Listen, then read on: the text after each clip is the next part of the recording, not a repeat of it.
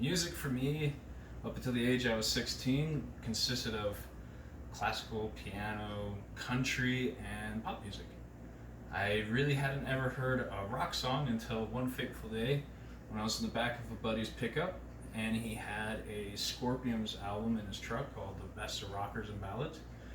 And just on that fateful day, it was when I heard it. It was like I'd been traveling through a storm that was dark and tumultuous, and then a beam of light came through, and at the end was an electric guitar, and the solo off of the song "Still Loving You" just hit me hard and motivated me. It motivated within me a desire to play the electric guitar. Up until this point, I really hadn't ever heard a rock song, let alone a hard rock song or a classic rock song or 80s bad rock, as some might even suggest. But it didn't matter, so I did what any normal teenager would do with my desire. I procrastinated it until the next day when I was again at my parents' house, and then it led to me doing another thing that any teenager would do, which is inadvertently annoying their parents. So I went to the basement and I found my dad's old electric guitar, a Gibson Sonics from the 80s, and I found an amp, and I found out that it still worked. And what did I do? I plugged in the guitar, I turned on the amp, and I threw the volume all the way up, and I played a note from an untuned guitar with very old strings. And needless to say, immediately afterwards, I heard my mom shouting downstairs, "Turn that down!"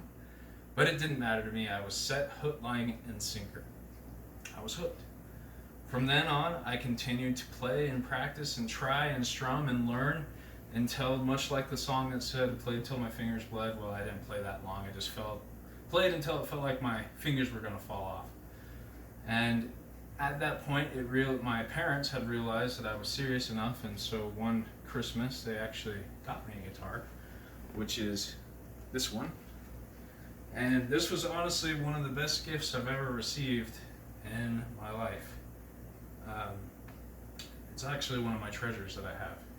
And my wife likes to call it my mistress because when I play it, I spend too much time with it and not her, but that's another story for another time.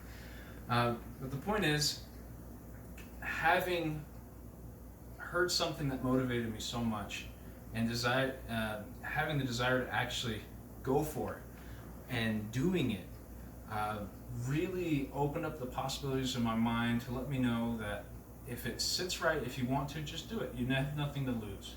If anything, you have everything to gain.